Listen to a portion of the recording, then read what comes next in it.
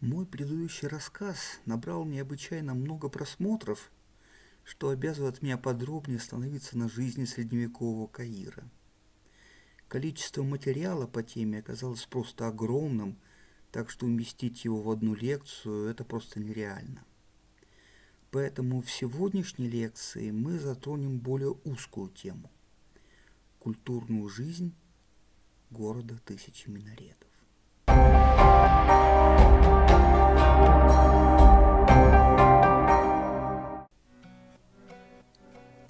Жители средневекового Каира не испытывали недостатка в развлечениях и жили богатой и насыщенной культурной жизнью.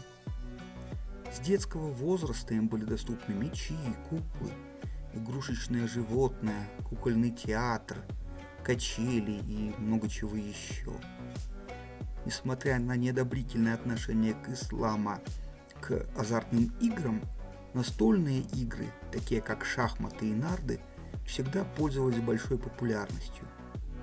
Особо популярна была карточная игра «Наиб», которая в конце XIV века проникла в Европу через Испанию и, несмотря на запреты католической церкви, быстро завоевала популярность.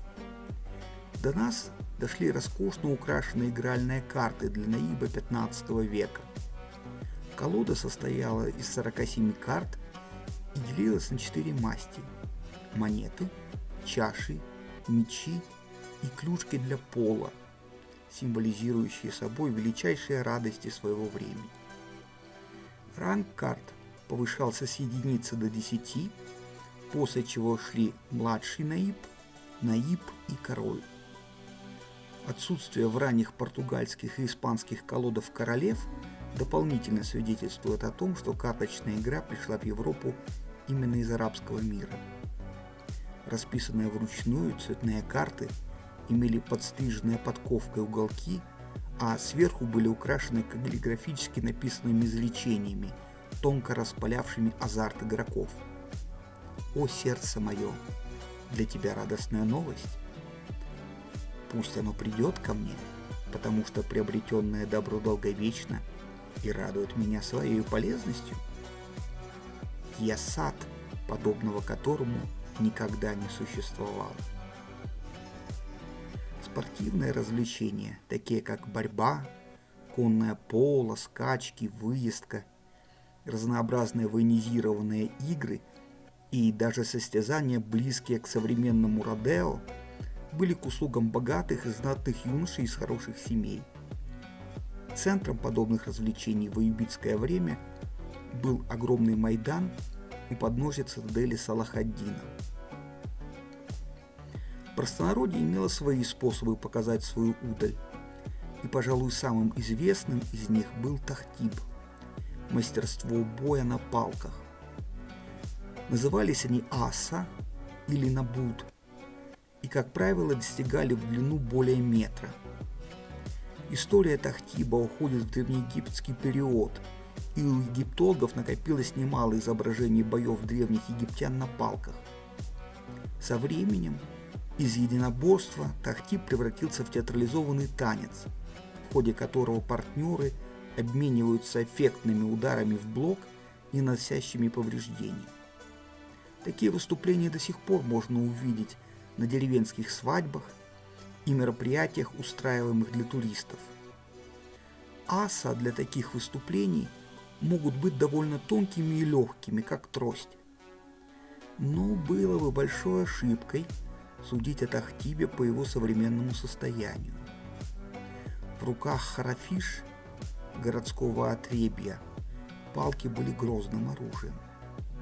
Это были уже вовсе не легковесные трости, а тяжелые длинные дубины из плотных пород дерева, способных ломать кости и черепа. Книги классика египетской литературы Нагиба Махфуза описывают жизнь банд уличных вымогателей, возглавляемых жестокими королями рынков, делящих между собой районы Каира и собирающих дань с уличных торговцев. Аса для этих людей были символом власти и статуса в криминальном мире. Нагиб Махфуз знал об этих людях не понаслышке. детство, проведенное в бедных кварталах Каира, сохранило для него немало ярких образов членов подобных братств.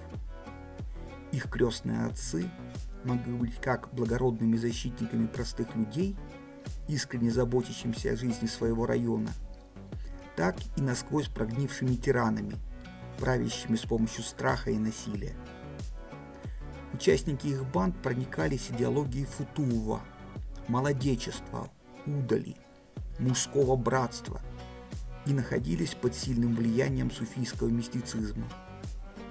История идей футува, своеобразной фурусии для бедных, уходит корнями далеко в Средневековье. Первый трактат, посвященный футуву, был написан еще в X веке Абдурахманом ас-Салями, почтенным аскетом, суфием, бесконечно далеким от уличных разборок на дубинах.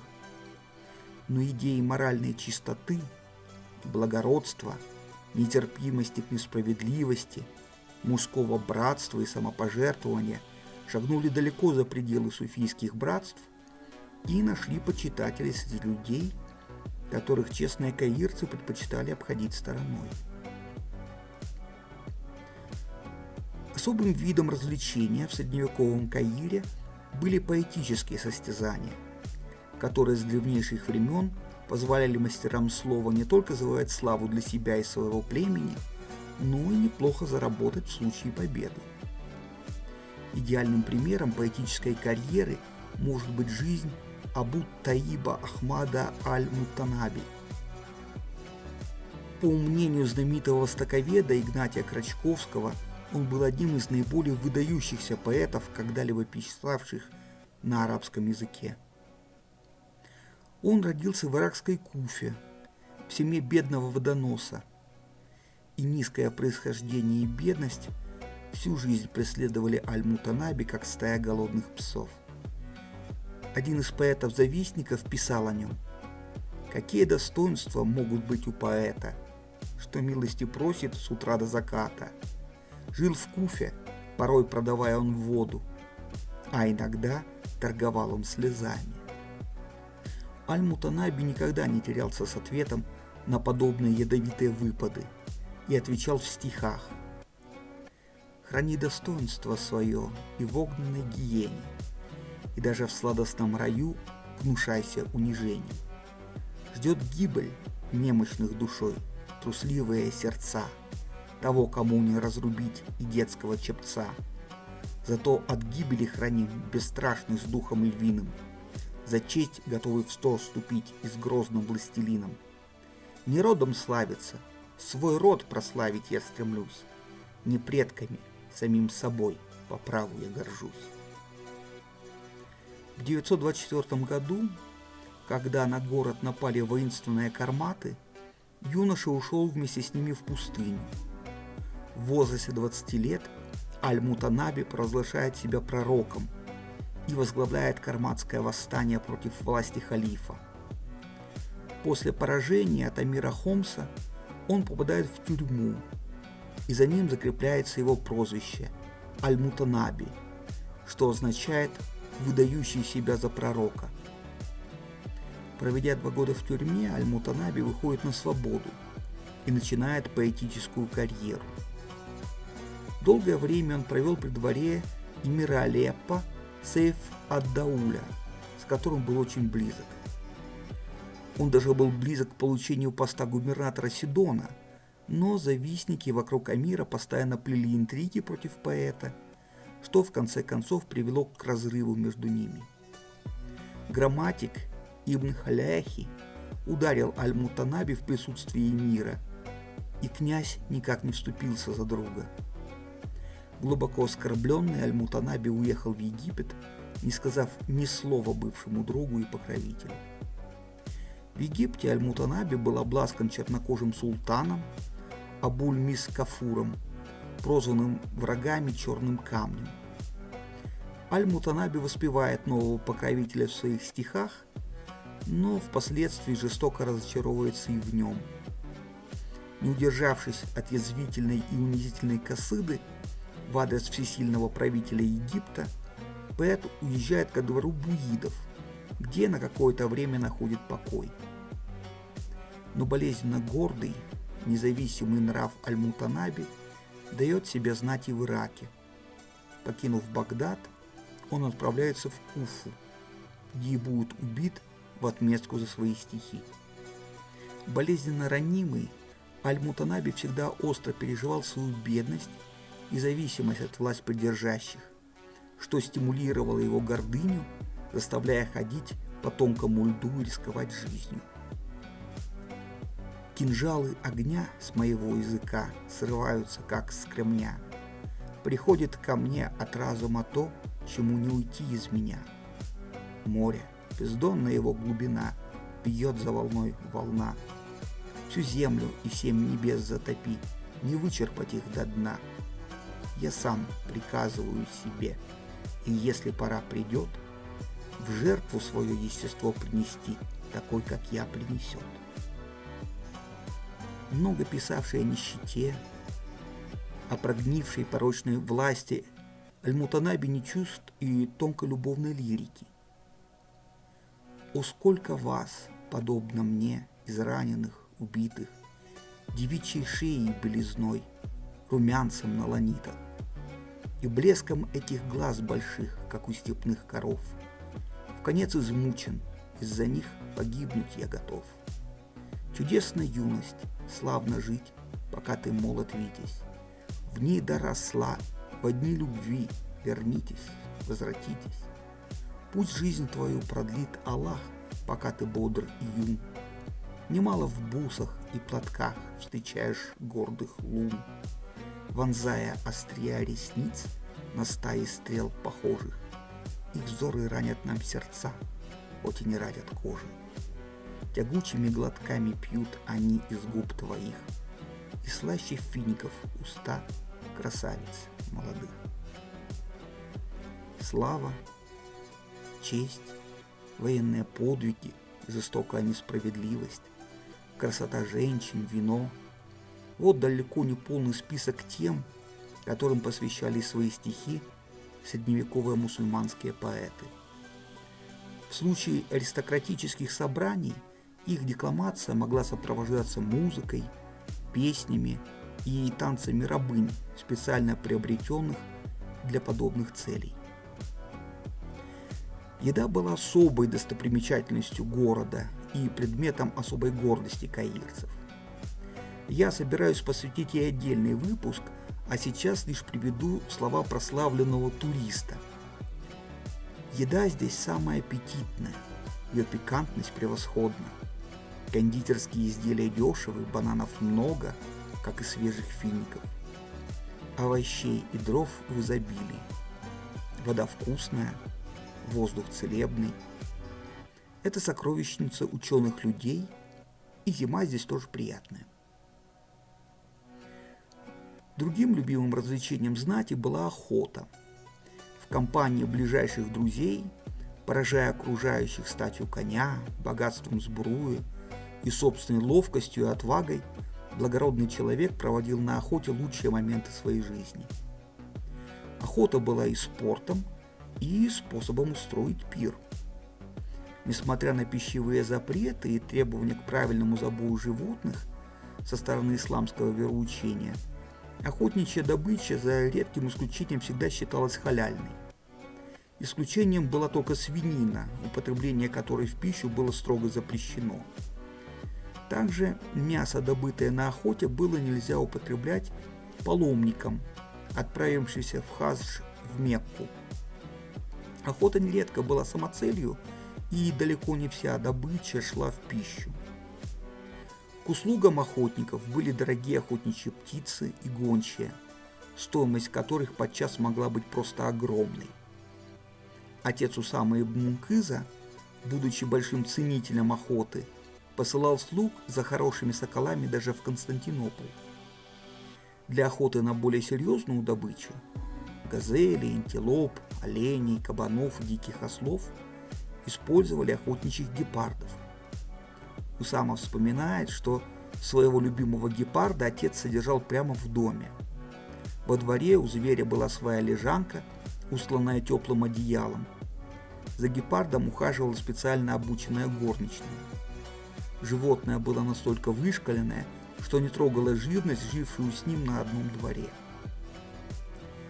Развлечением, объединявшим представителей всех сословий, были праздники. Их существовало великое множество, но наиболее необычным из них в Египте был коптский Навруз, о котором я хотел бы рассказать особо. О происхождении праздника в мусульманской средневековой литературе ходило немало гипотез. Одни авторы связывали его с домусульманскими традициями Ирана, другие, стараясь придать празднику более приемлемую для ислама библейскую тональность, связывали его с поединком Моисея с египетскими колдунами, обретением Соломоном украденного джиннами кольца мудрости и многими другими не менее эпическими событиями. Средневековые авторы пишут, что в этот день каирцы одевались во все новое и готовили угощения из плодов нового весеннего урожая. Писатель IX века Джахис писал: «Считается, что в этот день было лучше всего начинать с чашки свежего молока и свежего сыра. Все цари персов воспринимали такую трапезу как благословение». Также бытовала традиция высеивать к Наврузу 7 злаков, небольшие глиняные сосуды. Они должны были взойти к празднику, который в традиционном иранском календаре был 7-м праздником в году. В Навруз люди ходили в гости и обменивались подарками в знак дружбы.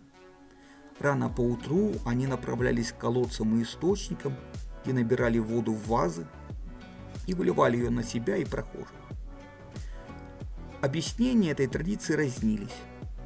Одни утверждали, что это способ отвести от себя зло, другие заявляли, что это способ очистить воздух, третьи же утверждали, что вода призвана очистить людей от запаха дыма, оставшегося от ритуала огня, проводившегося накануне ночью. В Персидской империи с Наврузом было связано множество событий. Начало нового фискального года, ритуальное очищение храмов и чеканка новой монеты. С арабским завоеванием праздник претерпел изменения. Его названия стали произносить на арабский манер – Нороз. Сохранились записи, что аббасидский халиф Аль-Мутавакиль в IX веке принимал в Навруз ряженых актеров, чьи лица были скрыты масками. Иракский поэт Ибн Аль-Мутаз писал о празднике: «Демоны явились к нам в день Навруза. Кто-то стоит в очереди, кто-то держится за руки. В танце качаются их тела, как кипарисы колышутся на ветру.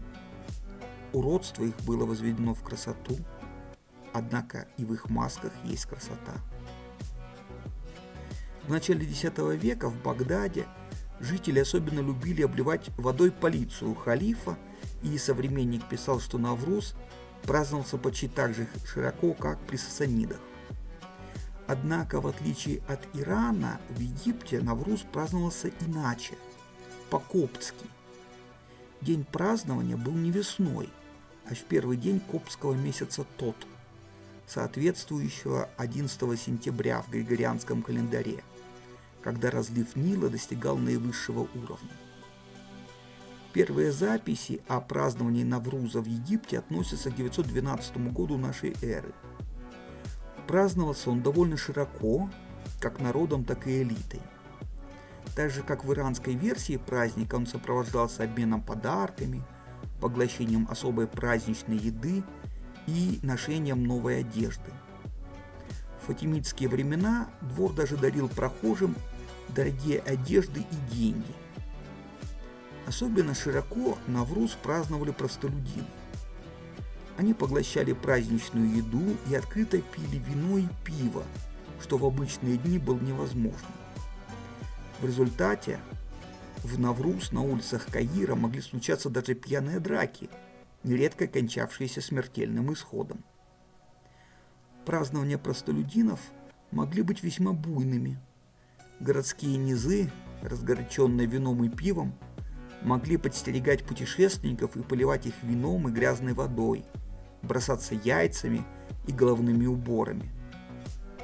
Были и такие, кто бил друг друга по шее сандалиями и кожаными циновками анта, Такие потасовки возникали стихийно в публичных местах, на дорогах, на рынках, на берегу Нила, по которому было признато гулять в праздник. Городские отбросы, сифла, в ходе таких потасовок могли незаметно сводить друг с другом счеты, вшивая в циновки тяжелые камни. Удар таким импровизированным оружием легко мог привести к смерти или тяжелому ранению, которое в суматохе праздника замечали далеко не сразу.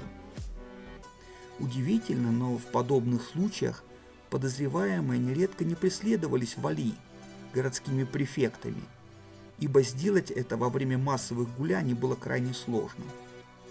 Банды нередко нападали на прохожих и, пользуясь суматохой фестиваля, уходили безнаказанными, смешавшись с толпой. Насмешкам и унижениям могли подвергаться даже властьпридержащие, эмиры и знать, которым доставалась своя доля яиц и грязной воды. Чтобы сохранить достоинство, они часто прибегали к уплате выкупа. В Египте Навруз имел существенный сексуальный подтекст. Прохожие, и мужчины, и женщины обливали водой друг друга так, чтобы под мокрой одеждой проступало тело. В отдельных случаях жертв могли даже специально раздевать, впрочем, не заходя дальше нижнего белья. В 1188 году проститутки, фасикат и ряженые мужчины-трансвеститы устроили импровизированный кошачий концерт в виду дворца Салахаддина и даже умудрились уйти безнаказанными. Этому немало способствовало широкое использование масок, затруднявших опознавание участников. Апогеем празднования было появление процессии эмира Навруза, который также назывался Жидкобородым. Выбранный толпой, он должен был вести себя подчеркнуто распутно.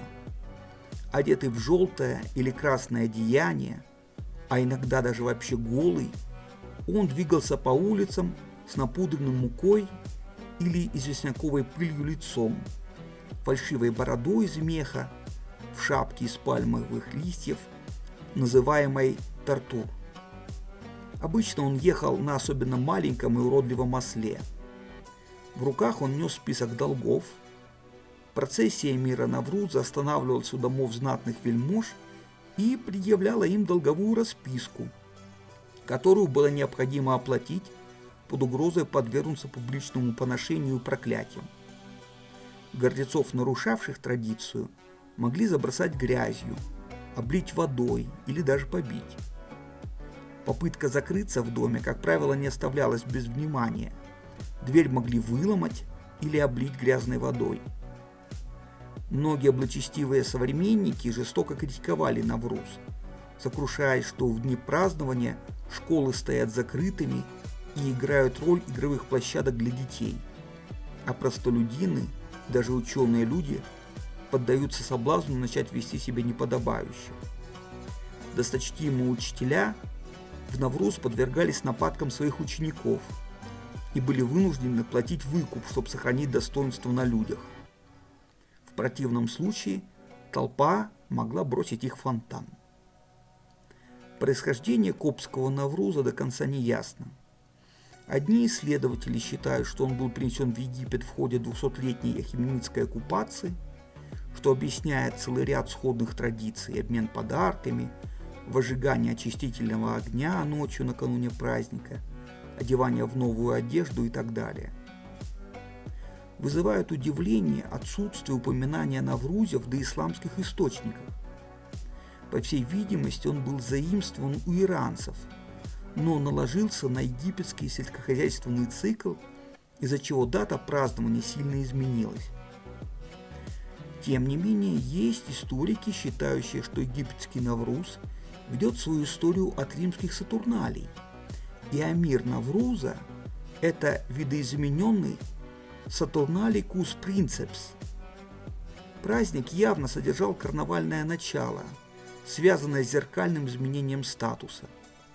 Ученики преследовали учителей, бедняки собирали налоги с знати, мужчины переодевались в женскую одежду, а благочестивые люди могли вести себя развратно. Мусульманские теологи всегда были недовольны празднованием Навруза и добивались, если не запрета праздника как такового, то как минимум ограничения участия в нем мусульман. В Каире праздник регулярно запрещался. Так, например, аббасидский наместник в 913 году приказал приодевшимся в одежду противоположного пола участникам фестиваля несколько раз обойти мечеть Старого Каира, подвергаясь насмешкам толпы. Традиция обливания водой и выжигания огня также неоднократно запрещалась при фатимидах. Со временем наказания становились все жестче, пока в 1380 году мамлюки не ввели смертельную казнь за празднование Навруза. После этого история Навруза в столице фактически прекращается. В провинции же праздник сохранился до 20 века, но в урезанном виде, и участие в нем было разрешено исключительно коптам. Не случайно, что историк Аль-Макризи пишет, что в 15 веке праздник фактически исчез и является бледной тенью того разгула, который описывают хроники прошлого. Вот такой была культурная жизнь средневекового Каира, сочетавшая в себе как утонченную культуру элит, так и простонародные развлечения, грубые, но искренние.